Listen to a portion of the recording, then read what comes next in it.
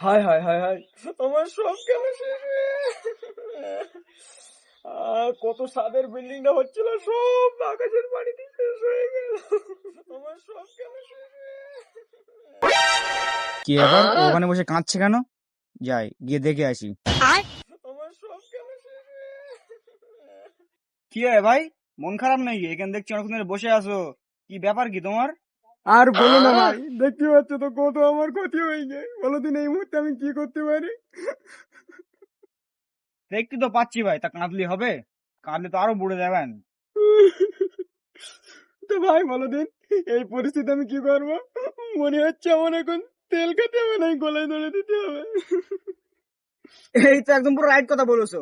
অনেকদিন আমি শাদি মাদি খাওয়া হয়নি।